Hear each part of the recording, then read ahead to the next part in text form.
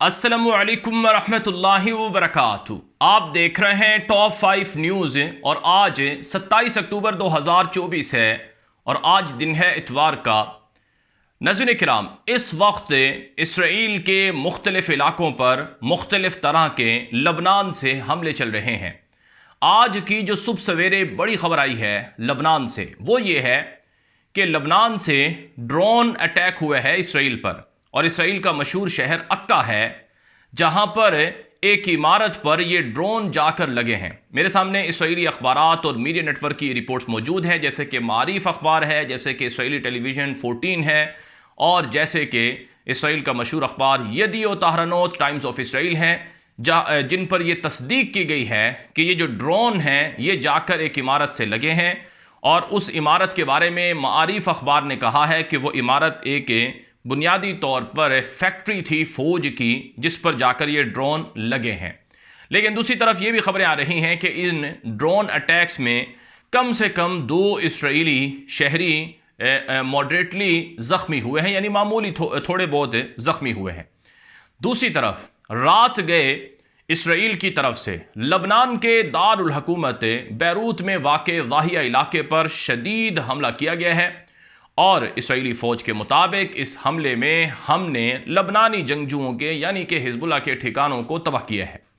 एक और जो बड़ी डेवलपमेंट देखने को मिल रही है इसराइली मीडिया पर, यह खबर नशर हुई है इसराइली फ़ौज के हवाले से, वो ये है कि लबनान में बिलखुसूस जुनूबी लबनान से यह खबर है कि जुनूबी लबनान जहाँ पर इसराइली फ़ौजी ऑपरेशन कर रहे हैं, पिछले 1 महीना तकरीबन होने वाला है और पिछले 1 महीने से या 20-25 दिनों से लड़ाई जुनूबी लबनान में चल रही है। रिपोर्ट्स हैं कि इसराइल ने जुनूबी लबनान में एक टनल पकड़ी है और इससे पहले भी कई टनल पकड़ी गई थी, और एक ऐसी टनल पकड़ी गई है जो इसराइल के बॉर्डर पर वाक़ थी, यानी इसराइल की सरहद पर वाक़ थी, और उस टनल के ज़रिए से इसराइल पर हमले होते थे। तो इसराइली फ़ौज ने वो टनल पकड़ ली है, वो सुरंग पकड़ ली है, उसमें असलहा भी पकड़ा गया है और उसमें इसराइल पर जो हमले करने के जो आसार थे वो भी मिले हैं। और बताया जाता है कि वो सुरंग जो है वो पकड़ने के बाद उसे मुकम्मल तौर पर तबाह कर दिया गया है। तो लबनान से और फिर एक और जो बड़ी खबर है, गुज़श्ता रोज़ इसराइल की जो डिफेंस फोर्सेस हैं उन्होंने बताया कि लबनान से इसराइल पर तकरीबन 200 से ज़ायद मिज़ाइलों से हमले किए गए हैं। और इन हमलों में जो लबनानी जंगजू हैं वो ये कहते हैं कि हमने ये इसराइल के जो फ़ौजी अड्डा है, मुख्तलिफ तरह के फ़ौजी छावनियाँ हैं, उनको निशाना बनाया है। लेकिन इसराइल की डिफेंस फोर्सेस ने बताया कि हमारी फ़िज़ाइया ने कई ड्रोन्स और कई जो रॉकेट्स थे, कई जो मिज़ाइल थे जो लबनान से इसराइल पर दागे गए, हमने उनको फ़िज़ा में तबाह कर दिया है। तो और इसके साथ साथ एक और बड़ी खबर, आज की जो सबसे अहम तरीन खबर है, इसराइल के अंदर 7 अक्टूबर के हमले के बाद आज का दिन योम सोग के तौर पर मनाया जा रहा है। इसराइल का जो आर्मी चीफ है उसने बयान दिया है कि आज का दिन बड़ा अहम है, आज हमारे जितने फ़ौजी मारे गए हैं हम उनसे अज़म करते हैं कि उनके मिशन को जारी रखेंगे और अपने दुश्मनों को ख़त्म करेंगे और इसराइल को आज़ाद करवाएंगे। इसराइली आर्मी चीफ ने यह भी कहा है कि हमें इसकी भारी कीमत अदा करना पड़ रही है, लेकिन इस सब कुछ के बावजूद हम अपने मारे जाने वाले फ़ौजियों के साथ वादा करते हैं और जितने हमारे इसराइली मारे गए उनसे वादा करते हैं कि हम उनके मिशन को जारी रखेंगे। ये इसराइली आर्मी चीफ हर्जी हलीवी का बयान नशर हुआ है इसराइली मीडिया पर। इसके साथ साथ नाज़रीन किराम, एक और जो बड़ी डेवलपमेंट आ रही है वो ये है कि जुनूबी लबनान का जो महाज है वो इसराइल के लिए बहुत परेशानी का सबब बना हुआ है। खबर यह है इसराइल के मुख्तलिफ ज़राए अबलाग पर, इसराइली TV चैनल्स पर और इसराइली अखबारात में यह खबर छपी है कि गुज़श्ता 24 घंटे के दौरान लबनान के महाज से दर्जनों इसराइली जो फ़ौजी थे जो लड़ने गए थे वो ज़ख्मी हुए हैं। आज कम से कम 2 इसराइली फ़ौजियों की बाकायदा तस्वीरें भी जारी की गईं जो लबनान के महाज पर लड़ते हुए मारे गए। और गुज़श्ता रात खबर चली थी कि 5 के करीब इसराइली फ़ौजी लबनान के महाज पर लड़ते हुए मारे गए हैं, जबकि बाज़ रिपोर्ट्स के मुताबिक, बाज़ मीडिया ज़राए ब्लॉग के मुताबिक 60 के करीब इसराइली फ़ौजी ज़ख्मी भी हुए हैं पिछले 24 घंटे में। तो यूँ नाज़रीन किराम, जुनूबी लबनान इसराइल के लिए कांटा बन गया है और लबनान के मुख्तलिफ इलाकों से जो इसराइल पर हमले हैं उनको रोकने के लिए इसराइल कोशिश कर रहा है, लेकिन अभी तक कोई कामयाबी मिलती हुई नज़र नहीं आ रही है। और फिर जो आज की एक और बड़ी खबर है नाज़रीन किराम, इस वक्त मेरे सामने एक और बड़ी खबर है और ये लबनानी जंगजू तंजीम हिजबुल्लाह की तरफ से खबर जारी हुई है और इसे इंटरनेशनल मीडिया पर भी और इसराइली मीडिया पर भी नशर किया गया है। वो क्या है? वो ये है कि 25 के करीब ऐसी इसराइली बस्तियां हैं जिनको फौरी तौर पर खाली करने का जो हुक्म है वो दिया गया है, लेकिन इसराइल ने कहा कि हम शुमाल में किसी भी तरह के हमलों को कामयाब होने नहीं देंगे और हम अपने शहरियों को शुमाल के अंदर बसाएंगे। हिजबुल्लाह जो चाहे कर ले, हम हिजबुल्लाह को ख़त्म करके रहेंगे। ये इसराइली फ़ौज का बयान नशर हुआ है। एक और जो बड़ी खबर है इस वक्त नाज़रीन किराम मेरे सामने, वो ये है कि इसराइल जहां लबनान के अंदर कार्रवाइयां कर रहा है, वहीं इसराइल की कार्रवाइयां गज़ा के अंदर भी जारी हैं। और इंटरनेशनल मीडिया जैसे कि अल जज़ीरा है, जैसे कि द गार्डियन है, जैसे कि TRT अरेबिक है, टेलीग्राफ है, इंडिपेंडेंट है और मुख्तलिफ जो इंटरनेशनल मीडिया और ज़राए इब्लाग हैं जो गज़ा के हवाले से तमाम चीज़ों को मॉनिटर कर रहे हैं। वैसे तो आप जानते हैं नाज़रीन किराम कि उस तरह से आलमी ज़राए इब्लाग पर कवरेज नहीं हो रही है गज़ा के बारे में जिस तरह से होनी चाहिए, क्योंकि गज़ा के हालात बहुत ख़राब हैं।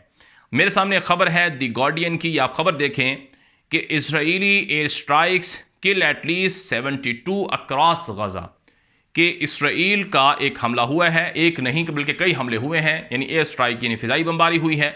इसमें कम से कम गज़ा के तमाम इलाकों में 72 लोग बताया जाता है कि मारे गए हैं। ये दी गार्डियन बरतानवी अखबार की खबर है।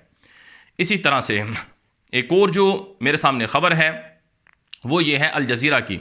अल जज़ीरा की जो खबर है वो ये है कि dozens killed in horrific Israeli bombing in Beit Lahia Gaza ministry, कि बैत लाहिया गज़ा का एक इलाका है शुमाल में, वहाँ पर एक हमला होता है इसराइल का। उस हमले में दर्जनों लोग खौफनाक तरीके से मारे जाते हैं या ज़ख्मी हो जाते हैं।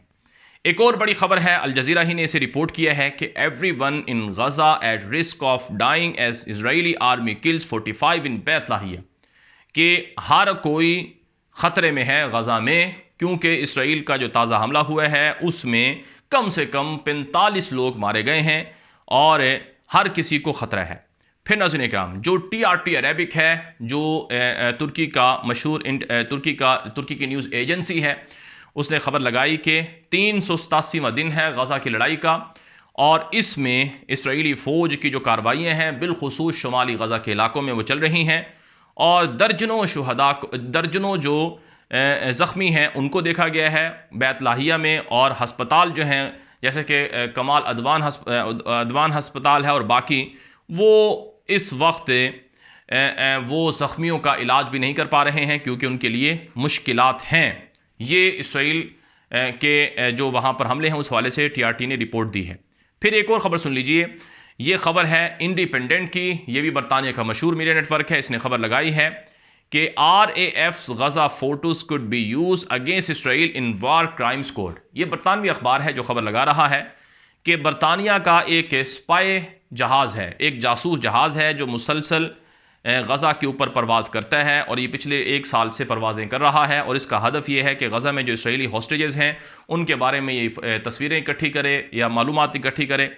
तो ये बरतानिया का जो जासूस जहाज़ है, इसके हुकाम ने कहा है कि अगर हमसे दी हैग के अंदर वाक़ इंटरनेशनल क्रिमिनल कोर्ट ने गज़ा में जो जंगी जराइम हैं उनके हवाले से कोई फुटेजेस या वीडियोस मांगी तो हम पेश करेंगे, चाहे वो जंगी जराइम इसराइल की तरफ से किए गए हों, चाहे वो जंगी जराइम हमास की तरफ से किए गए हों, हम इनको आलमी अदालत के अंदर सबूत के तौर पर पेश कर सकते हैं। फिर नाज़रीन इकराम एक और ख़बर है जिसे राइटर्स न्यूज़ एजेंसी ने नशर किया है। राइटर्स न्यूज़ एजेंसी ने बुनियादी तौर पर एक इसराइल के साबिक फ़ौजी जनरल का एक बयान या इंटरव्यू नशर किया है जिसमें कहा है कि इसराइल की गज़ा से निकलने की कोई स्ट्रेटजी नहीं है और इसकी वजह से इसराइल के लिए मुश्किलात बढ़ रही हैं। तो यूं नाज़रीन किराम जो इस वक्त ताज़ा तरीन डेवलपमेंट्स हैं कि गज़ा और लबनान के हालात जूं के तूं हैं, उनमें कोई तब्दीलियाँ रोनमा नहीं हो रही हैं और जो इसराइल है वो अपने तौर पर कार्रवाइयाँ करके कामयाबियों के दावे कर रहा है, लेकिन इसराइल को दोनों महाज़ों पर काफ़ी नुकसान भी उठाना पड़ रहा है। और रोज़ाना की बुनियाद पर वो नुकसानात इसराइली मीडिया पर भी नशर हो रहे हैं। फिर आज का दिन बड़ा अहम भी है। क्यों नाज़रीन किराम? आज संडे है। आज कतर के अंदर जंगबंदी के हवाले से मुज़ाकरात चल रहे हैं। इसराइली मीडिया रिपोर्ट कर रहा है कि एक बड़ा डेलीगेशन इसराइल का, जिसकी सरबराही मोसाद के खुफिया एजेंसी के चीफ डेविड बर्नाई कर रहे हैं, वो कतर का विजिट कर रहे हैं और वो गज़ा की लड़ाई को बंद करने और लबनान के मसले को रोकने यानी हल करने, लबनान की जंगबंदी के हवाले से मुज़ाकरात करेंगे। फिर अमरीकी वज़ीर ख़ारजा एंटोनी ब्लिंकन भी मशरिक़ वस्ता के विजिट पर हैं। मिस्र के वज़ीर ख़ारजा से अमरीकी वज़ीर ख़ारजा की फ़ोन पर बात हुई है और गज़ा की लड़ाई को रोकने के हवाले से मामलात को डिस्कस किया गया है। इसके साथ साथ नाज़रीन किराम एक और जो इंतहाई अहम खबर है, यरूशलेम पोस्ट जो इसराइली मीडिया है उसने रिपोर्ट लगाई कि अमरीकी सदर जो बाइडन के खुसूसी मुशीर हैं और मंदूब हैं आमोस हॉक्स्टन, उनका आज इसराइल का दौरा शेड्यूल है और वो आज इसराइल का दौरा करेंगे और इस दौरे के दौरान वो लड़ाई यानी गज़ा की लड़ाई और लबनान की लड़ाई को रोकने के हवाले से मामलात को डिस्कस करेंगे।